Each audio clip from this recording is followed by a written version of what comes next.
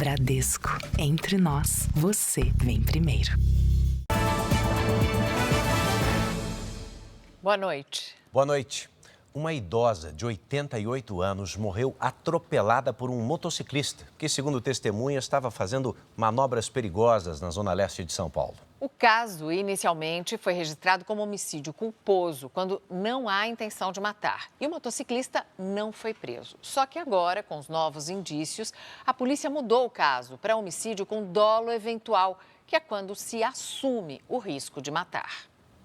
A idosa que aparece na esquerda do vídeo ia para a casa de um vizinho buscar roupas para doação. Essa outra imagem, a 50 metros do local, mostra o momento em que o motociclista empina o veículo. Segundos depois, em alta velocidade, ele atinge a senhora de 88 anos. Depois de ser atropelada, a idosa caiu e bateu a cabeça no asfalto. Ela recebeu atendimento aqui no local e chegou a ser levada para o hospital, mas não resistiu. Maria dos Santos Oliveira era conhecida na vizinhança pela alegria e pelo carinho que tinha com a família. Ela deixa um filho e sobrinhas. Uma pessoa super carinhosa, amada por todos, saudade, muita saudade dela. É o que ela está deixando pra gente. O motociclista Gustavo Reis Pierre, de 28 anos, voltou ao local do atropelamento para prestar socorro. O teste do bafômetro que ele fez na delegacia deu negativo. Por isso, ele não foi preso em flagrante.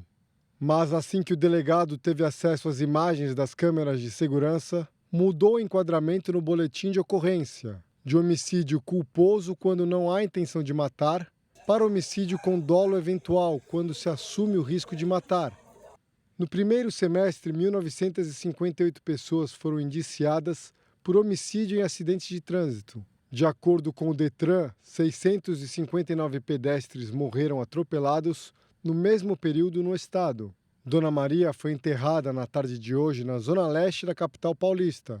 Que a justiça seja feita, que ele pague, porque não foi um acidente de maneira alguma. As imagens deixam bem claro que ele estava cometendo manobras num local inapropriado. Na volta dos trabalhos no Supremo, discursos em defesa de Alexandre de Moraes. Ministro diz que julgamento do golpe vai continuar, mesmo com sanções impostas pelos Estados Unidos. Esse relator vai ignorar as sanções que foram aplicadas. Donald Trump diz que Lula pode ligar para ele quando quiser e declara amor ao povo brasileiro. Oposição pede para Lula descer do palanque e começar a negociar com o governo americano. Países pressionam o Brasil a mudar cidade-sede da COP30 por causa de preços abusivos da hospedagem. Justiça italiana decide manter prisão da deputada Carla Zambelli. E como funciona o comércio ilegal de joias e relógios de luxo? Até empresas regularizadas compram itens sem saber a procedência.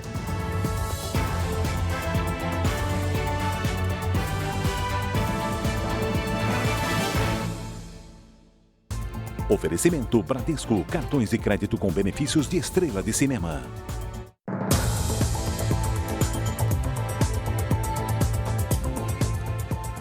Em menos de 24 horas, 3 pessoas foram baleadas na região metropolitana do Rio de Janeiro. Uma delas, um menino de apenas 4 anos. E esse garoto não resistiu ao ataque dos criminosos. O alvo era o tio dele, um policial militar aposentado.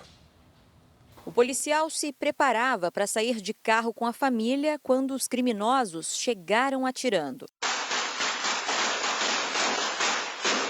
O PM reagiu e, no tiroteio, um dos suspeitos foi atingido. Ferido, ele foi abandonado pelo grupo, que fugiu. Kaique dos Passos, de 21 anos, foi preso horas depois no hospital. Os parentes do policial que estavam no veículo também foram atingidos. Gael Sampaio, de 4 anos, chegou morto na unidade de saúde. A mãe da criança, que é irmã do PM, está internada em estado grave. O crime aconteceu em Duque de Caxias, na Baixada Fluminense. Segundo a investigação, o chefe do tráfico de uma comunidade que fica perto da casa do policial teria ordenado o ataque. Os criminosos teriam feito uma lista com nomes e endereços de agentes de segurança que moram na região. Existe também a linha de investigação a respeito da motivação do crime, que seria no sentido de uma expansão territorial do tráfico de droga, né, dessa organização criminosa, que busca ampliar sua área de domínio ali em direção à região onde esse policial militar morava. Hoje de manhã, o local foi alvo de uma operação. 6 fuzis foram apreendidos. Ninguém foi preso. Ainda nesta sexta, um guardador de carros foi atingido por uma bala perdida durante uma ação da PM no Morro do Borel, na Tijuca, zona norte do Rio. A vítima foi socorrida e já recebeu alta. Está sabendo do aumento da mistura de etanol na gasolina, né? Obrigatória, de 27% para 30%. Essa mudança entrou em vigor hoje e a medida deve reduzir o preço nas bombas para o consumidor e também a dependência brasileira de combustíveis fósseis. A nova fórmula da gasolina, chamada de E30, foi definida em junho pelo Conselho Nacional de Política Energética. O governo federal acredita que a mudança pode baratear o litro em até 20 centavos. Mas o consumidor ainda espera para ver. Por questões ambientais e financeiras, né? Se de fato, na ponta, chegar esse desconto, seria importante. O desconto que vão dar na gasolina vai sair elas por elas, porque a gasolina lá vai ter uma quilometragem menor, de que você vai conseguir trafegar com o carro. O objetivo é estimular a produção nacional de etanol e reduzir a dependência do petróleo. Além de diminuir a necessidade de importar gasolina, a nova mistura pode ajudar a conter a emissão de poluentes. Está contribuindo com o meio ambiente, né? Porque o etanol ele acaba poluindo bem menos do que a gasolina. Este engenheiro do instituto onde foram feitos os testes afirma que o consumo dos veículos pode sofrer pequenas mudanças, mas que os benefícios serão significativos. Você está tirando 3 pontos percentuais de um combustível que tem mais energia e colocando 3 pontos percentuais de um combustível que tem menos energia. Ou seja, o seu litro de combustível vai percorrer menos quilômetros. A diferença de consumo vai ser praticamente imperceptível. A mistura do biodiesel no diesel também vai aumentar, de 14% para 15%.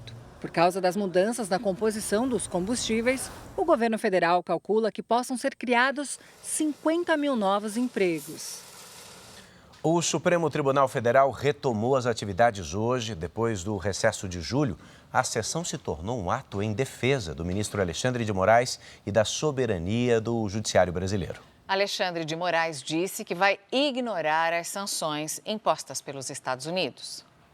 O presidente do STF, Luiz Roberto Barroso, abriu a sessão destacando os vários atentados à democracia no Brasil desde o início da República. Presidentes autoritários, militares envolvidos em política e ameaças ao Supremo Tribunal Federal. Do início da República até o final do regime militar, a história do Brasil foi a história de golpes, contragolpes, intervenções militares e o nosso papel aqui no Supremo Tribunal Federal é o de impedir a volta ao passado. A cerimônia no Supremo Tribunal Federal se tornou um ato de apoio a Alexandre de Moraes depois das sanções financeiras aplicadas contra o ministro. Relator do processo da tentativa de golpe de Estado, Moraes negou a interferência externa no processo. As ações prosseguirão. O rito processual do Supremo Tribunal Federal não se adiantará, não se atrasará. O rito processual do Supremo Tribunal Federal irá ignorar as sanções praticadas. Esse relator vai ignorar as sanções que foram aplicadas e continuar trabalhando como vem fazendo. E na mais característica criminosa dessa verdadeira organização miliciana, ao fazerem as postagens, dizem, ainda há tempo caso você aceite a torpe coação. Acham que estão lidando com pessoas da laia deles, acham que estão lidando também com milicianos, mas não estão lidando com ministros da Suprema Corte Brasileira. Gilmar Mendes, o ministro mais antigo da Corte, defendeu a soberania da justiça brasileira e criticou a atuação do deputado federal Eduardo Bolsonaro, filho do ex-presidente, que está nos Estados Unidos. Não é segredo para ninguém que os ataques à nossa soberania foram estimulados por radicais, inconformados com a derrota do seu grupo político nas últimas eleições presidenciais. Entre eles, um deputado que, na linha de frente do entreguismo, fugiu do país para covardemente difundir aleivosias contra o Supremo Tribunal Federal num verdadeiro ato de lesa pátria. Ontem, o presidente Lula jantou com 6 dos 11 ministros do Supremo no Palácio da Alvorada. No encontro, Alexandre de Moraes rejeitou acionar a Justiça dos Estados Unidos contra as sanções, com o apoio da Advocacia Geral da União. O deputado Eduardo Bolsonaro foi procurado. Ele ainda não se manifestou. O presidente Lula entregou hoje quase 1.900 casas do programa Minha Casa Minha Vida. A cerimônia foi realizada de forma simultânea na Bahia, no Maranhão, Ceará, Piauí e Tocantins. Durante o discurso, o presidente Lula não falou sobre o tarifaço de Donald Trump, mas afirmou que tem como meta entregar 2 milhões de casas até o final do ano e ampliar o benefício para famílias de classe média que recebem até R$12 mil por mês. A dívida pública brasileira atingiu no mês de junho o equivalente a mais de 70% do Produto Interno Bruto, PIB, que é a soma de todas as riquezas do país. Bom, especialistas fazem um alerta para os riscos desse endividamento que só cresce e é principalmente de responsabilidade do governo federal. Quando gastos com educação, saúde, habitação e outras despesas são maiores do que a arrecadação, o caminho para o governo é buscar dinheiro emprestado, por exemplo, com a venda de títulos para pagar com juros. Esse financiamento para bancar as contas da União, estados e municípios é a dívida pública. Eu tomo emprestado de quem tem poupança, o mercado financeiro, por exemplo, os investidores em geral, e financio gastos públicos, financio uma série de políticas públicas para que o Estado possa acontecer. A trajetória da dívida no Brasil preocupa especialistas em finanças públicas. O valor chegou a quase 9 trilhões e meio de reais em junho, o equivalente a 76,6% do PIB, a soma de todos os bens e serviços produzidos no país.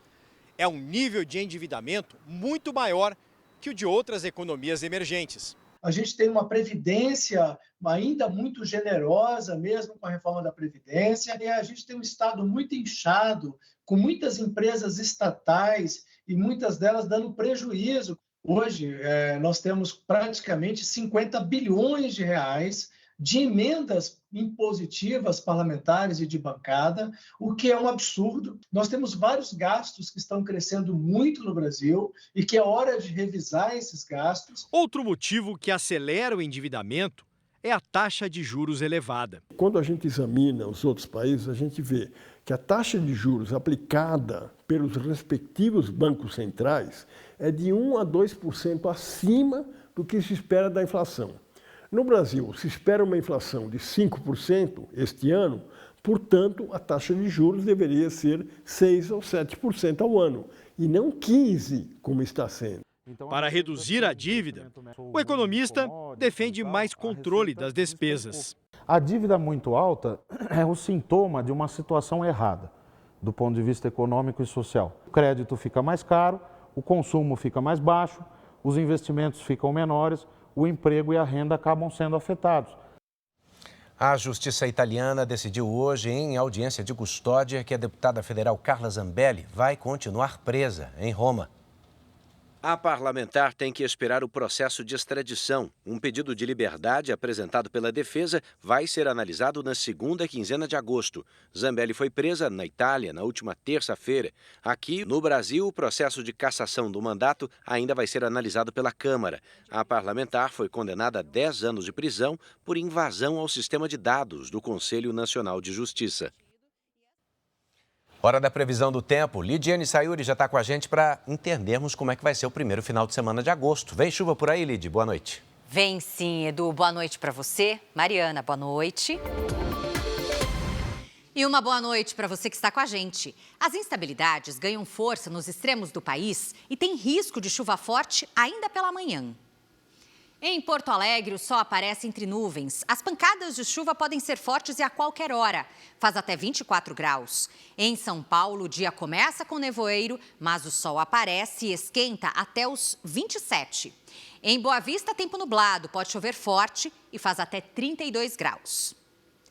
Hoje, os maiores volumes de chuva foram registrados nos litorais da Bahia, de Alagoas e do Pará.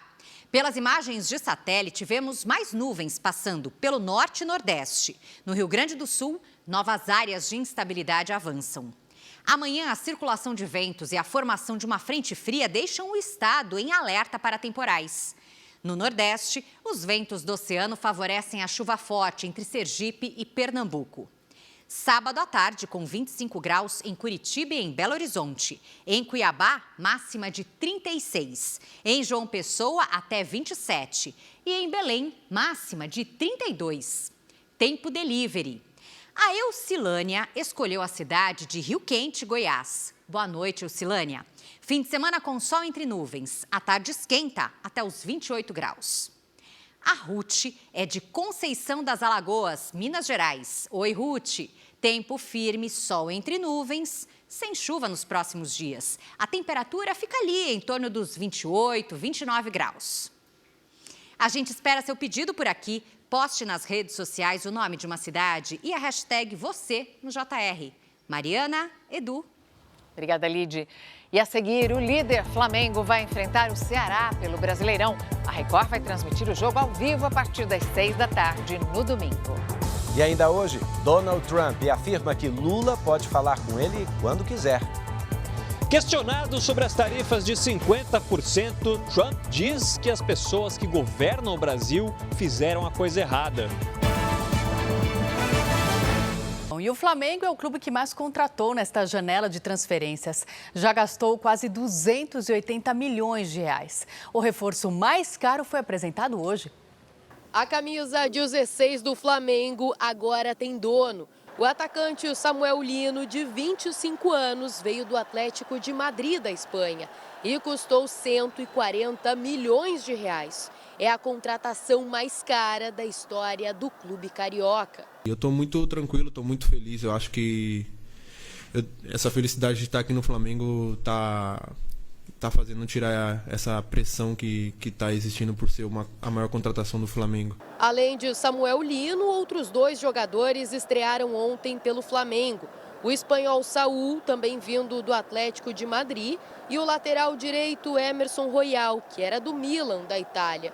E as contratações não vão parar por aí. O meia da seleção da Colômbia está bem perto de ser mais um reforço rubro-negro nessa janela de transferências. Jorge Carrascal jogava no futebol russo e já foi até aprovado nos exames médicos. O Flamengo só aguarda a chegada da documentação do Dínamo de Moscou para oficializar a contratação. Se depender de Samuel Lino, o flamenguista pode esperar o melhor. Na estreia contra o Atlético Mineiro pela Copa do Brasil, o atacante criou boas jogadas e chegou até a marcar, mas o gol foi anulado por impedimento.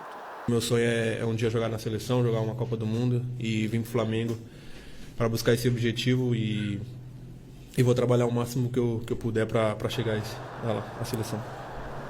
Ceará e Flamengo é o jogo da Record, domingo a partir das 6 da tarde. A transmissão vai ser exclusiva para a TV aberta. O R7 e o Play Plus também vão estar nessa cobertura do Brasileirão e eu vou estar lá também. Mariana, Edu. A gente vai se ver então. Obrigada, Paloma. Você vai ver a seguir, países que vão participar da COP30 reclamam dos preços abusivos de hospedagens e pedem mudança da cidade-sede. E também o número de roubos e furtos de alianças no estado de São Paulo dispara nesse primeiro semestre. Na reportagem especial, nós mostramos os destinos de alianças, joias e relógios de luxo roubados.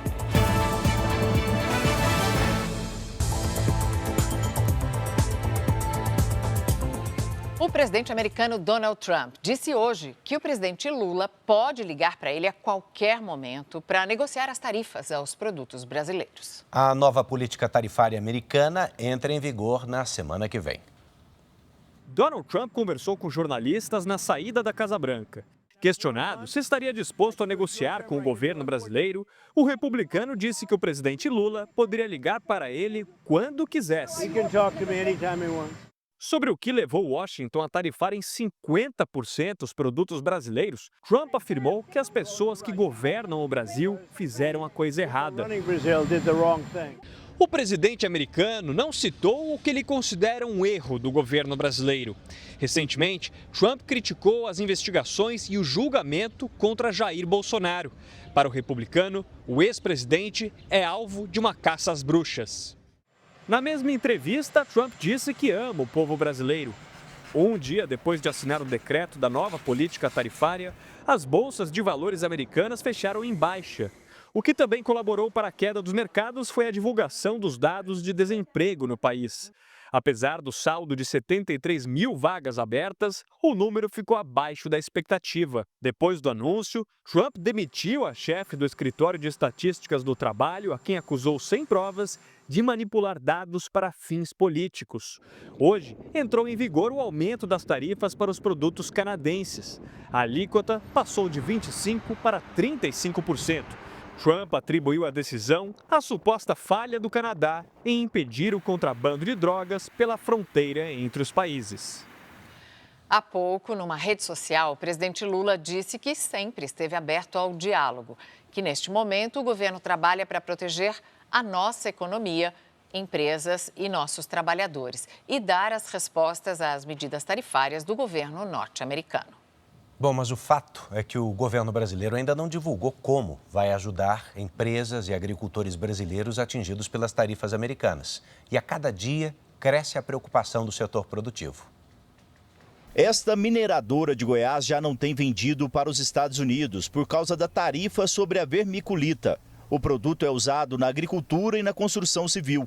No ano passado, as exportações para os americanos, só nesta empresa, somaram 38 milhões de reais. O nosso maior concorrente, que fica na África do Sul, teve tarifas de 30%, ou seja, está 20% abaixo das tarifas aplicadas ao Brasil. O Ceará deve ser o estado mais afetado pelo tarifaço. Neste ano, pouco mais da metade das exportações cearenses de produtos como aço, frutas e pescados teve como destino o mercado americano. Um estudo da Federação das Indústrias do Estado de São Paulo indica que o tarifaço vai reduzir em 0,2 ponto percentual o crescimento da economia brasileira neste ano e em 0,38 ponto percentual no ano que vem. O Brasil ficou com a maior tarifa anunciada por Donald Trump e até agora não definiu como vai agir para reduzir os impactos econômicos. Na avaliação de políticos e empresários, as conversas entre os governos brasileiro e americano ficaram contaminadas pelas diferenças políticas. Eles defendem a continuidade das tentativas de negociação, mas também o socorro imediato para os mais afetados. Estamos encaminhando para o Palácio do Planalto as primeiras medidas já formatadas para que o presidente julgue a oportunidade e conveniência de soltá-las. Nós estamos calibrando os números. A oposição cobra mais ação e menos discurso ideológico do governo. O que nós esperamos agora é que haja bom senso, que o Lula desça do palanque e, ao invés de aproveitar esse momento para ganhar votos, se lembre da sua responsabilidade como gestor público e busque essa interlocução para que não haja um prejuízo ainda maior à população brasileira. A Índia tem tentado moderar o discurso no BRICS, ao contrário do que fazem outros países do bloco, como a China e o Brasil. Não por acaso o Brasil enfrenta essa queda de braço com o governo americano, com tarifaço. A Índia, que assume a presidência rotativa do bloco no ano que vem, tem se afastado das pautas polêmicas. Depois de Donald Trump ameaçar impor novas taxas de importação aos países do BRICS, caso tentem acabar com o uso do dólar nas transações comerciais, a Índia já declarou que não apoia a ideia da criação de uma moeda comum para o bloco econômico. Embora realize transações bilaterais em moedas locais, como, por exemplo, a compra de petróleo russo, a Índia garante que essas negociações não fazem parte da agenda anti-americana adotada por outros integrantes do BRICS. Entre eles, o Brasil, que tem sido criticado pela falta de diálogo com os Estados Unidos. Também fazem parte do bloco de 11 países emergentes o Irã e a China, que por diversas vezes assumiram uma postura contrária ao governo Trump. Embora os países do BRICS tentem contornar a dominância do dólar nas negociações comerciais, a moeda americana mantém a força e é utilizada em 90% das transações cambiais do mundo. Especialistas defendem que os países que compõem o bloco, especialmente o Brasil, busquem diálogo e aproximação com os Estados Unidos para evitar a aplicação de novas tarifas. O Brasil, de fato, depende economicamente das relações econômicas com os Estados Unidos, assim como China, assim como Índia, assim como Rússia. Então, acho que o Brasil precisa dessa aproximação o mais rápido possível.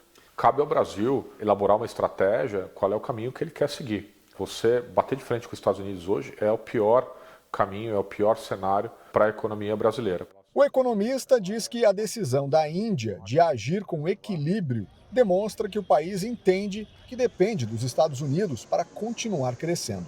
Ela tem já acordos bilaterais com os Estados Unidos, ela vem crescendo de forma brutal economicamente e ela não quer passar essa imagem para os americanos de que ela atende ali aos preceitos, aos requisitos do BRICS. Ela não quer perder a oportunidade de desenvolver o seu país e crescer economicamente.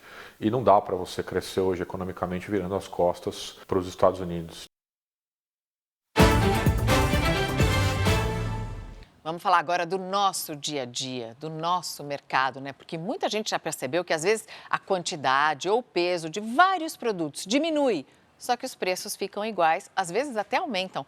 Patrícia Lages, essa é uma estratégia da indústria, né? E tem até um nome, reduflação. É isso mesmo? Boa noite. É isso mesmo, Mariana. Boa noite para você, boa noite, Edu. Boa noite a você de casa. Vamos ver como a reduflação funciona na prática para que o consumidor fique alerta. A reduflação é quando um produto tem a quantidade ou peso reduzido, mas mantém ou até aumenta de preço. Isso significa que o consumidor paga o mesmo valor ou mais por uma quantidade menor de produto. Alguns exemplos bem comuns são o sabão em pó, que de 1 quilo passou para 800 gramas, e os ovos, que eram vendidos em dúzia, mas agora a cartela vem com 10. Ainda bem que a gente ainda pode comprar do concorrente, né? Minha pergunta é, isso não é ilegal, não? Não é ilegal, Edu, mas há regras que precisam ser seguidas. O Código de Defesa do Consumidor determina que os fabricantes precisam colocar avisos nas embalagens por, no mínimo, 6 meses. É preciso ficar atento porque, em vários casos, as embalagens são praticamente iguais, o que pode confundir o consumidor. Patrícia, tem também o caso dos produtos que já não são mais os mesmos, né? Que tiveram a composição alterada. Também tem essa sim, Mariana. Olha, é preciso ficar atento com a palavra sabor no rótulo dos alimentos, porque o termo indica que o produto pode ter apenas aromatizantes que tragam o aroma e o gosto, mas pode não ter o ingrediente principal. Por exemplo, um biscoito sabor chocolate é diferente de um biscoito de chocolate. Fique bem alerta também com a palavra tipo, porque ela indica que o produto imita um alimento tradicional ou regional, mas não é produzido no local de origem ou não segue os métodos tradicionais. As diferenças são bem sutis e o consumidor desatento pode levar um produto pensando que é outro. Mariana, Edu. Brasil não é para amadores, né? Não. Obrigada, Patrícia. Obrigado. Sabe o que também anda aumentando de preço e sem mudar muito ali na embalagem? As hospedagens para conferências sobre o clima. Preços tão abusivos, colocando Belém no centro de uma crise internacional. Os países que vão participar da COP30 em novembro pressionam o governo brasileiro a trocar a cidade-sede. A busca em plataformas que anunciam hospedagens revela o absurdo dos valores. Uma única diária para 2 adultos, nesta casa de 33 metros quadrados, por exemplo, custa mais de R$80 mil. O presidente da COP30 confirmou a reunião de emergência com representantes das Nações Unidas. Os preços de Belém, eu acho que todo mundo que já entrou na internet já viu, os preços estão completamente abusivos, né? Mais de 10 vezes, em vários casos, 15 vezes o valor que os hotéis normalmente cobram em Belém. E há um esforço muito grande do governo de conseguir que convencer os hotéis para baixar o preço, porque a legislação brasileira não pode impor isso aos hotéis. Acredito, talvez, que os hotéis não estejam se dando conta da crise que eles estão provocando. O governo brasileiro é pressionado a mudar a sede do evento. 25 negociadores da COP30 assinaram um documento que deixa clara a insatisfação dos países com os preços exorbitantes de hospedagem. Além disso, há reclamações quanto à logística, transporte e até a segurança. O governo federal tem procurado incentivar a oferta de hospedagens de até $100, cerca de R$550, para que todos os países possam participar do evento. Hospedagens alternativas, adaptadas em motéis, escolas e até transatlânticos, também serão usadas. Hoje foi lançada uma plataforma oficial que vai atualizar diariamente as vagas disponíveis em hotéis, apartamentos e casas de temporada. Nós acreditamos que toda essa preocupação será dirimida com soluções que serão oferecidas a tempo para todas as delegações internacionais. Teremos uma COP na Amazônia, no Brasil e a melhor de todas as COPs. 50 mil visitantes são esperados durante o evento. O encontro de chefes de Estado vai ser em Belém e não há nenhum plano B. A ver. A conta de luz fica mais cara a partir de hoje. A Agência Nacional de Energia Elétrica já acionou a bandeira vermelha, patamar 2, por causa do aumento do custo de produção da energia. Com isso, os consumidores vão pagar R$ 7,87 a mais a cada 100 kWh consumidos. Esse valor equivale ao gasto mensal de eletrodomésticos básicos, como geladeira, televisão e máquina de lavar. O Tribunal Regional Eleitoral de Roraima suspendeu a investigação contra o presidente da CBF, Samir Chald. Na quarta-feira, a Polícia Federal cumpriu mandados de busca e apreensão na sede da CBF, no Rio de Janeiro. A ação investigava a suspeita de compra de votos nas eleições de 2024 em Roraima. O TRE atendeu o recurso da defesa e suspendeu a investigação. Em nota, Samir Chald disse que segue trabalhando com honestidade em prol do futebol brasileiro. Um enviado especial dos Estados Unidos visitou Gaza hoje para inspecionar a distribuição de alimentos. A região recebeu novos lotes de ajuda humanitária lançada por aviões. Hoje foram lançadas mais de 36 toneladas de suprimentos enviados por Alemanha, França, Espanha e países do Oriente Médio. Foi o maior lançamento desde a liberação do espaço aéreo de Gaza há uma semana. O enviado especial Steve Witkoff e o embaixador dos Estados Unidos em Israel, Mike Huckabee, visitaram um centro de distribuição de alimentos em Rafah, no sul da faixa de Gaza. Witkoff disse que a inspeção serviu para fornecer informações ao presidente americano. Donald Trump disse hoje que os Estados Unidos querem que a população civil de Gaza seja alimentada e que trabalha para um plano eficaz. O grupo terrorista Hamas voltou a divulgar vídeos de reféns. A exibição das imagens não foi autorizada pelos familiares, que descreveram a sensação de horror ao ver as cenas. Na gravação, aparecem 2 reféns que estão em poder dos terroristas desde os ataques de outubro de 2023. A família de Iron Braslavski, que apareceu num vídeo divulgado ontem, autorizou a divulgação desta foto. Na imagem, ele está pálido e muito magro. Em visita a Israel, o ministro das Relações Exteriores da Alemanha, Johann Wadephul, afirmou que o país não vai reconhecer um Estado palestino, mas que está comprometido com o fim da guerra. As sirenes que alertam para ataques aéreos voltaram a tocar hoje em Jerusalém.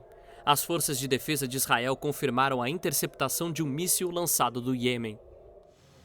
O presidente Vladimir Putin disse hoje que quer uma paz duradoura e estável com a Ucrânia, mas a Rússia aumentou os ataques com um lançamento recorde de drones nos últimos 30 dias. Hoje, o presidente americano Donald Trump reagiu a uma provocação russa e determinou o deslocamento de 2 submarinos nucleares. As sirenes alertam para mais um ataque aéreo. A população busca proteção nos abrigos e nas estações de metrô. Uma realidade que faz parte da rotina dos ucranianos desde o início da guerra há mais de 3 anos. Somente em julho, a Rússia lançou um recorde de 6.443 drones e mísseis, cerca de 13% a mais do que o arsenal aéreo usado em junho. Hoje, os bombardeios deixaram 3 mortos e 37 feridos. Foi o segundo dia seguido de ataques. Na quinta-feira, na capital Kiev, 31 pessoas morreram, entre elas 5 crianças. A ofensiva acontece na semana em que o presidente americano deu um ultimato a Vladimir Putin para negociar o fim da guerra até o dia 8 de agosto. Putin diz que quer uma paz duradoura e estável sem abrir mão dos territórios conquistados na Ucrânia. O ucraniano Volodymyr Zelensky respondeu que está pronto para encontrar Putin. Donald Trump mandou 2 submarinos nucleares se reposicionarem depois de comentários do ex-presidente russo. Dmitry Medvedev afirmou que sanções contra compradores do petróleo russo aproximam os 2 países de uma guerra. O Congresso de El Salvador aprovou uma reforma constitucional que autoriza a reeleição do presidente por tempo indeterminado.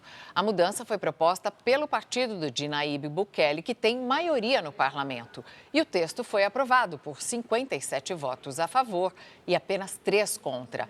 A reforma também amplia o mandato presidencial de 5 para 6 anos e acaba com o segundo turno nas eleições.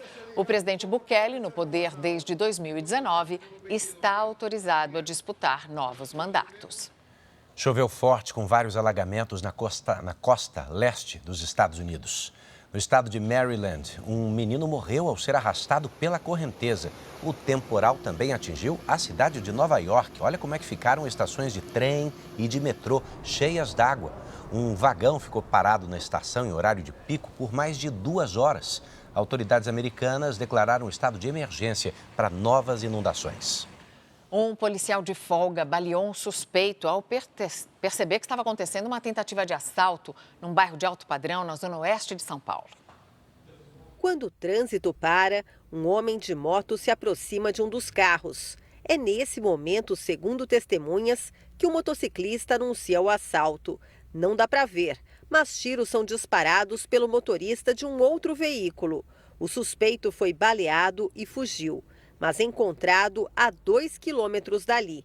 Ele foi levado para um hospital na região metropolitana de São Paulo. E dá medo, né? Porque nossas clientes aqui dentro, tudo, nossa, muito perigoso estar aqui. Tudo isso aconteceu numa rua movimentada de Perdizes, bairro de alto padrão em São Paulo. Quem reagiu à tentativa de assalto foi um policial militar que estava sem a farda num veículo de passeio. Ao menos 3 tiros foram disparados. Ontem, em São Vicente, na Baixada Santista, uma câmera de segurança flagrou 2 criminosos abordando uma mulher que saía de moto. Um policial de folga reagiu ao assalto e baleou os criminosos. Um dos suspeitos morreu, o outro está internado. A moto usada pela dupla era roubada. O policial não se feriu. No primeiro semestre deste ano, 48 pessoas morreram durante abordagens de PMs de folga no estado de São Paulo, queda de quase 10% em comparação ao mesmo período do ano passado. O número de roubos caiu 15%. Foram 85.530 casos registrados. É o menor índice em 25 anos. Agora a história é de uma idosa atingida por um incêndio na maior comunidade de palafitas do país. Ela não resistiu. Foi em Santos, litoral paulista. A vítima já tinha sido resgatada, mas voltou para pegar alguns objetos. Do alto dá para ver a dimensão do incêndio. Uma área de 3.000 metros quadrados. O fogo começou de manhã e se alastrou rapidamente. O tempo seco e o vento ajudaram a espalhar as chamas. Quando eu vi a gritaria mesmo, aí foi quando eu abri a janela, eu vi o fogo já estava bem alto. Eu acordei desesperado, peguei meus documentos e vim aqui para frente só. Os próprios moradores ajudaram a salvar os pertences. Há uma dificuldade do local, porque as viaturas elas não chegam lá exatamente ao lado, né? Uma senhora de 64 anos voltou para buscar objetos pessoais e não conseguiu mais sair. O corpo dela foi encontrado horas depois. Já tivemos incêndios maiores, de maiores proporções, mas há muitos anos que não havia um falecimento. A Vila Gilda é a maior comunidade sobre palafitas do Brasil.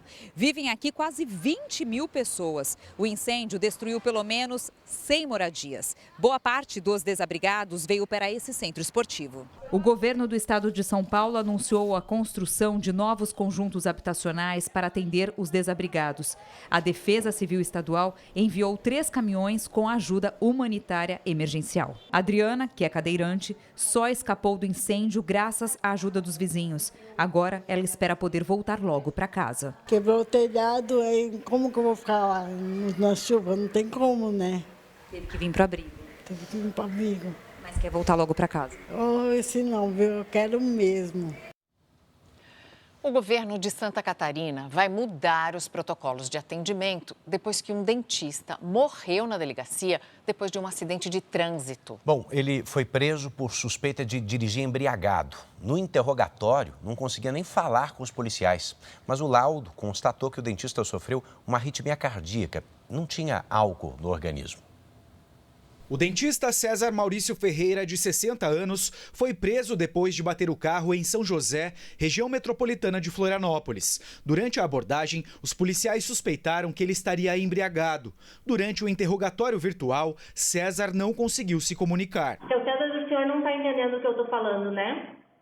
Certo. O senhor está me entendendo? O dentista morreu horas depois na cela da delegacia. O caso aconteceu em 20 de julho.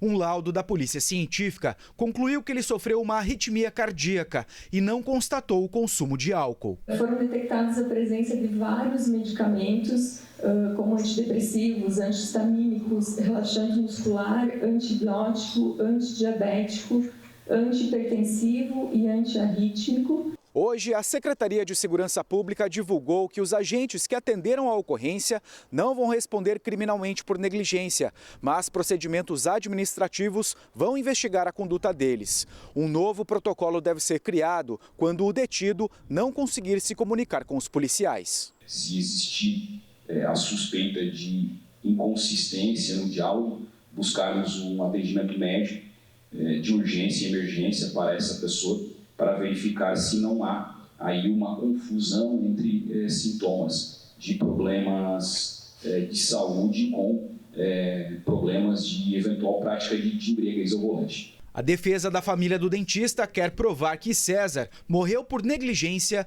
durante a abordagem. Trata-se de uma alegação, na verdade, que partiu de uma premissa única, monocular e que não levou outras circunstâncias em consideração. O roubo e o furto de fios de cobre aumentaram em várias regiões do país. Na Bahia, por exemplo, foi um aumento de 65% só no primeiro semestre desse ano. Nesta semana, o governo federal aprovou uma lei que endurece a pena para quem cometer esse tipo de crime. A maioria dos registros acontece na madrugada. Nessas imagens, um homem sobe em um carro estacionado na rua para alcançar os fios.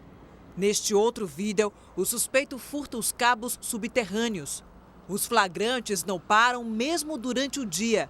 Aqui, o criminoso se pendura no semáforo em uma avenida movimentada de Salvador. Em 30 dias, a rua onde fica um cursinho pré-vestibular teve os fios furtados 6 vezes. A gente está passando por uma dificuldade porque os alunos vêm ao curso, não sabem se vai ter aula. Na Bahia, esse tipo de crime cresceu 65% no primeiro semestre deste ano, de acordo com a concessionária de energia.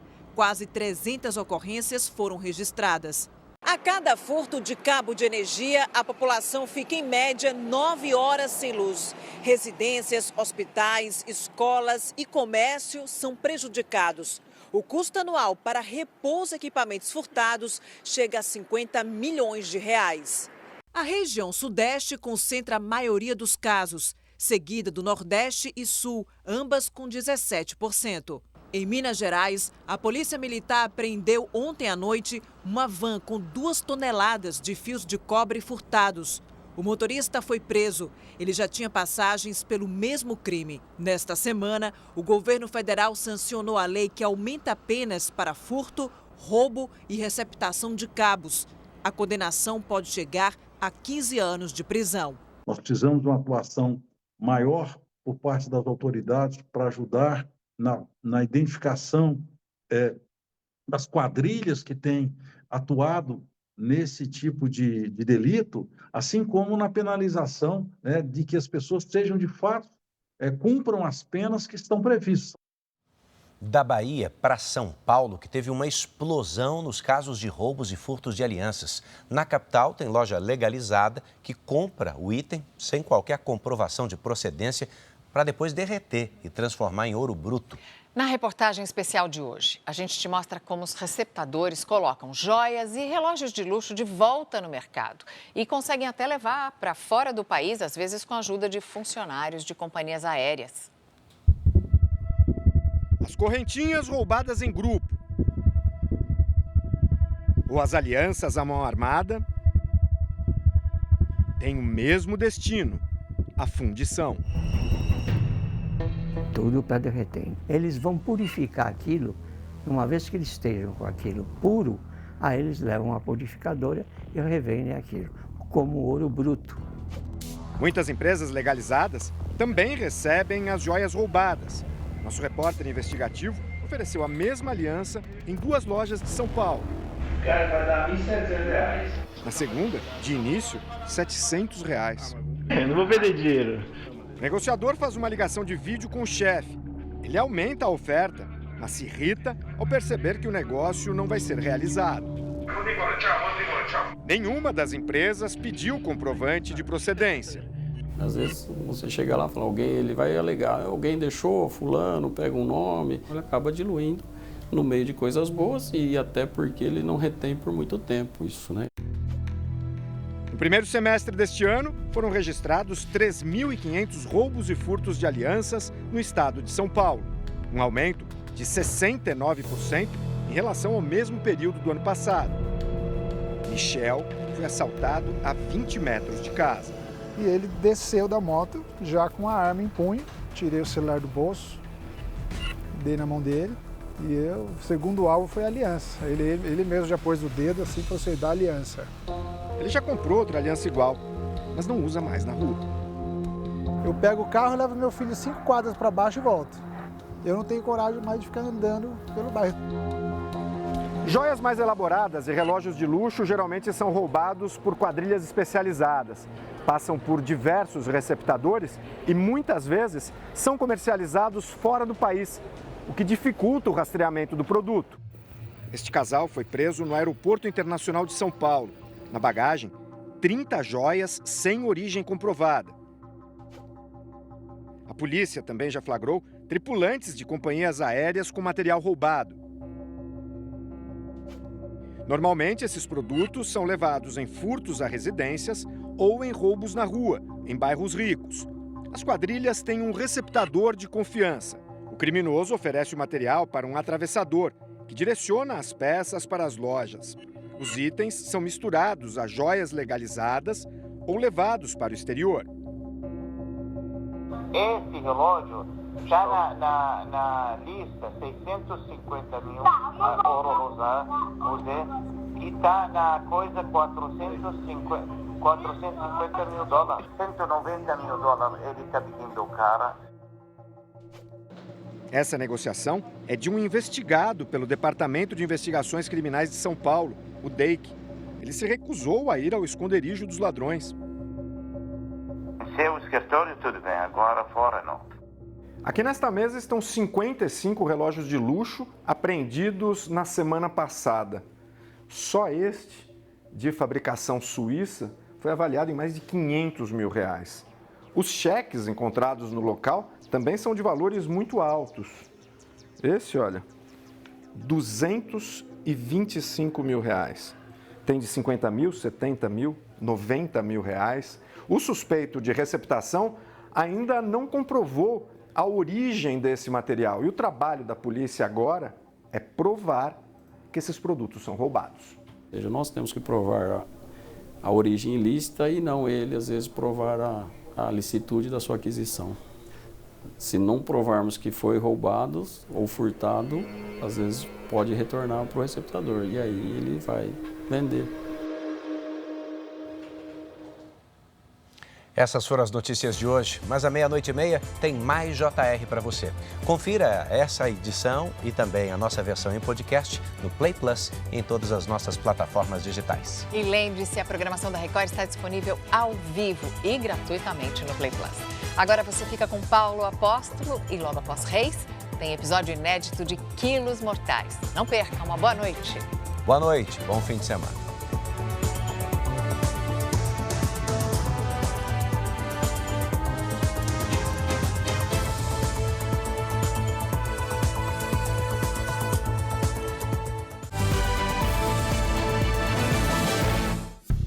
Bradesco, entre nós, você vem primeiro.